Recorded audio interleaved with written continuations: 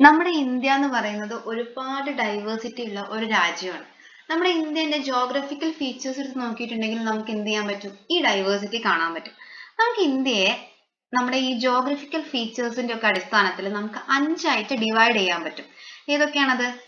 Northern mountain regions, north Indian plains, peninsular plateau, Indian desert, the coastal planes.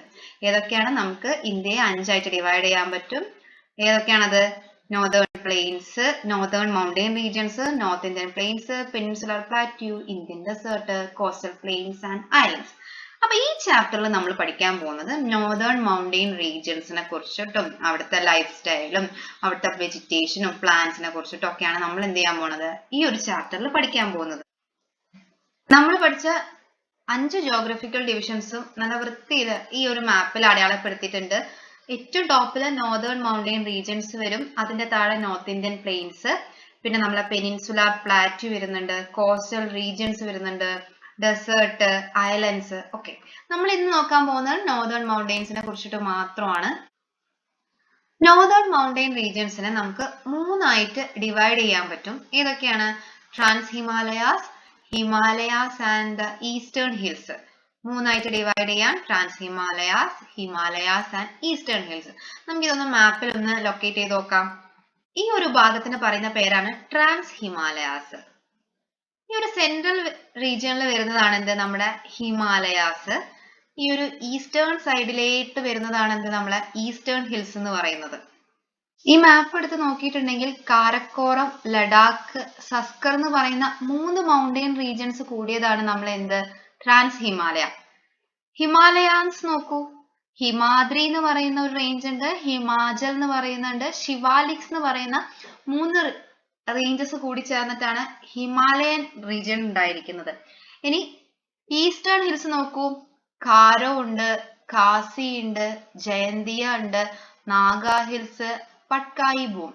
അപ്പം ഇത്രയും ranges ആണ് നമുക്ക് northern mountain റീജിയൻസിൽ കാണാൻ പറ്റുന്നത്. ഇവിടൊന്ന് കംപ്ലീറ്റ് ചെയ്ത് നോക്കാം. ട്രാൻസ് ഹിമാലയത്തിൽ ഏതൊക്കെ മൗണ്ടെയിൻ റീജിയൻസ് ആണ് ഉള്ളത്? കാരക്കോറം, ലഡാക്ക്, മൂന്നാമത്തെ ആള് സസ്കർ. ഹിമാലയാസില് ഹിമാദ്രി, ഹിമാചൽ, ശിവാലിക്. ഈസ്റ്റേൺ ഹിൽസിൽ ആരൊക്കെയാ വരുന്നത്? നാഗ ഹിൽസ്, ഖാരോ, ഖാസി, ജയന്തിയ, പട്കായി ബൂം. നമ്മുടെ ട്രാൻസ് ഹിമാലയത്തിൽ വരുന്ന കാരക്കോറം മൗണ്ടെയിൻ റേഞ്ച് ആണ് നമ്മുടെ ഈ ഹിമാലയാസിനെ പാമീർ നോട്ടുമായിട്ട് കണക്ട് ചെയ്തിരിക്കുന്നത്. പാമീർ നോട്ട് എന്ന് പറഞ്ഞാൽ എന്താ? റൂഫ് ഓഫ് ദ വേൾഡ് എന്നറിയപ്പെടുന്ന ആളാണ് എന്ത്? നമ്മുടെ പാമീർ നോട്ട്. ഇനി നമുക്ക് ഹിമാദ്രി, ഹിമാചൽ, ശിവാലിക്കിനെ കുറിച്ചിട്ടൊക്കെയാണ് പറയുന്നത്. കുറച്ച് ഇമ്പോർട്ടന്റ് ആയിട്ടുള്ള ഭാഗമാണ്. ഹിമാലയൻസ് എടുത്ത് നോക്കിയിട്ടുണ്ടെങ്കിൽ ഹിമാദ്രി, ഹിമാചൽ, ശിവാലിക് എന്ന് പറഞ്ഞിട്ട് 3 മൗണ്ടെയിൻ റേഞ്ചസ് ഇതേപോലെ പാരലൽ ആയിട്ട് കാണും. ഏറ്റവും നോർത്തിൽ കാണുന്ന ഏറ്റവും വലിയ ആളാണ് എന്ത്? ഹിമാദ്രി. ഏറ്റവും താഴെ അല്ലെങ്കിൽ സൗത്ത് റീജിയനിലേക്ക് കാണപ്പെടുന്ന ആളാണ് എന്ത്? നമ്മുടെ ശിവാലിക്. അതിന്റെ ഇടയിൽ കാണുന്ന ആളാണ് ഹിമാചൽ എന്ന് പറയുന്നത്. origin of Himalayas. ഹിമാലയാസ് എന്ന് പറയുന്നത് ലോഫ്റ്റി മൗണ്ടെയിൻസ് ആണ് ആൻഡ് സ്റ്റിൽ ഗ്രോയിങ് ആണ്. എന്താണ് ഈ ഒരു മൗണ്ടെയിൻസ് ഇങ്ങനെ ഗ്രോ ചെയ്യുന്നതെന്ന് പറയാൻ കാരണം, അതുപോലെ എങ്ങനെയാണ് ഈ ഹിമാലയാസ് ഫോം ചെയ്തിരിക്കുന്നതാണ്. അതിനാദ്യം നമ്മൾ പറയുന്നത് പ്ലേറ്റ് ടെക്ടോണിക്സ് എന്നാണ്. എന്താണ്? അതായത് നമുക്കറിയാം നമ്മുടെ ഈ ഭൂമി, നമ്മുടെ ഈ സമുദ്രവും അതായത് ഓഷ്യനും അതേപോലെ ലാൻഡും ഒക്കെ ഉണ്ടാക്കിയിരിക്കുന്നത് പ്ലേറ്റുകൾ, റോക്കിന്റെ പ്ലേറ്റുകൾ കൊണ്ടിട്ടാണ്. എന്തുകൊണ്ടാണ്? റോക്ക് പ്ലേറ്റുകൾ കൊണ്ടിട്ടാണ് എന്ത് ചെയ്തിരിക്കുന്നത്? ഇത് ഫോം ചെയ്തിരിക്കുന്നത്.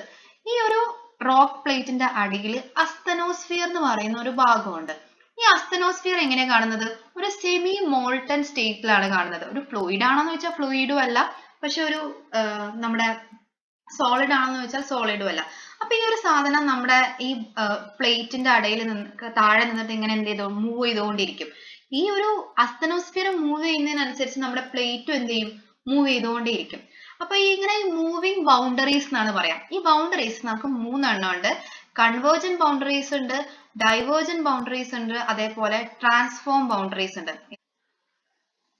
നമുക്ക് കൺവേർജന്റ് ബൗണ്ടറീസ് എന്താന്ന് നോക്കാം. കൺവേർജന്റ് ബൗണ്ടറീസ് എന്ന് പറഞ്ഞാൽ boundaries where plates move towards each other.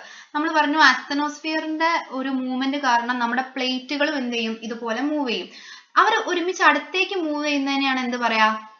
Convergent അതായത് കൂട്ടിമുട്ടുക, അതായത് അവരെന്താ plates towards each other, move towards each other ആണെങ്കിൽ അതെന്താണ് കൺവേർജന്റ് ബൗണ്ടറീസ് ആണ്.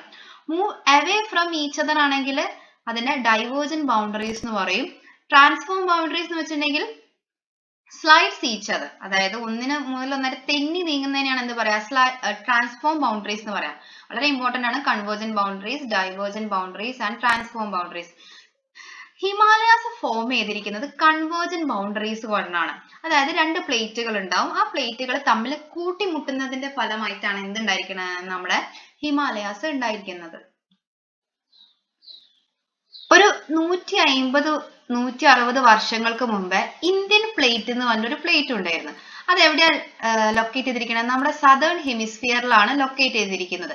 അങ്ങനെ ആ ഒരു ഭാഗത്തായിരുന്നു നമ്മുടെ പെനിൻസുലാർ ഇന്ത്യയും അതേപോലെ ഓസ്ട്രേലിയ ഒക്കെ ലൊക്കേറ്റ് ചെയ്തിരിക്കുന്നത്. അതായത് ഇന്ത്യയും ഓസ്ട്രേലിയയും ഒക്കെ പണ്ട് ഇന്ത്യൻ പ്ലേറ്റിന്റെ ഭാഗമായിരുന്നു. ഇന്ത്യൻ പ്ലേറ്റ് സദേൺ ഹെമിസ്ഫിയറിലാണ് ഉള്ളതെന്നാണ് പറയുന്നത്. ഇങ്ങനെ അത് നമ്മുടെ ഈ അസ്തനോസ്ഫിയർ മൂവ് ചെയ്ത് പോലെ നമ്മുടെ ഈ കോണ്ടിനെന്റും പതിയെ മൂവ് ചെയ്ത് നോർത്തിലേക്ക് പോകാൻ തുടങ്ങി. നോർത്തിലേക്ക് പോയിട്ട് ഇവിടെ ആരുണ്ടായിരുന്നു? ഇവിടെ ഒരു യുറേഷ്യൻ പ്ലേറ്റ് എന്ന് പറയുന്ന ഒരു പ്ലേറ്റ് ഉണ്ട്. അതായത് ഇവിടെ യുറേഷ്യൻ പ്ലേറ്റും നമ്മുടെ ഈ ഒരു പ്ലേറ്റ് ഇങ്ങനെ പതിയെ മൂവ് ചെയ്ത് പോയി ഇവിടെ എത്തി. ഇത് എന്ത് ചെയ്യാൻ തുടങ്ങി? കൺവേർജന്റ്, അതായത് തമ്മിൽ കൂട്ടിമുട്ടാൻ തുടങ്ങി. ഈ കൂട്ടിമുട്ടിയപ്പം ഇതിന്റെ സൈഡിലുള്ള ഒരു സീ ഉണ്ട്. ആ ഒരു സീന്റെ പേരാണ് എന്ത്? തെതീസ് എന്ന് പറയുന്നത്. ഈ തെതീസ് എന്ന് പറയുന്ന സീന്റെ ബെഡ് എന്ത് ചെയ്യാൻ തുടങ്ങി? പതിയെ ഇങ്ങനെ മുകളിലേക്ക് പൊന്താൻ തുടങ്ങി. അപ്പൊ ഇങ്ങനെയാണ് ഹിമാലയാസ് ഉണ്ടായിരിക്കണതാണ് ആര് പറയുന്നത്? നമ്മുടെ സയന്റിസ്റ്റുകൾ പറയുന്നത്. അതായത് സദേൺ ഹെമിസ്ഫിയറിലായിരുന്നു ഇന്ത്യൻ പ്ലേറ്റ്. ഇത് എന്ത് ചെയ്യാൻ തുടങ്ങി? പതിയെ നോർത്തിലേക്ക് മൂവ് ചെയ്യാൻ തുടങ്ങി. നോർത്തിൽ ആരുണ്ടായിരുന്നു? യുറേഷ്യൻ പ്ലേറ്റ് എന്ന് പറയുന്ന പ്ലേറ്റ് ഉണ്ടായിരുന്നു. ഇവർ തമ്മിൽ കൺവേർജന്റ് ബൗണ്ടറീസ് ആയി അത് കൂട്ടിമുട്ടിയിട്ട് അവരുടെ ഇടയിലുള്ള ഈ തെതീസ് എന്ന് പറയുന്ന നമ്മുടെ ഈ ഒരു സീ ബെഡ് എന്ത് ചെയ്യാൻ തുടങ്ങി? അപ്ലിഫ്റ്റ് ചെയ്യാൻ തുടങ്ങി. അങ്ങനെയാണ് ഹിമാലയാസ് ഉണ്ടായിരിക്കണതെന്നാണ് എന്ത് ചെയ്യാൻ പറയുന്നത്.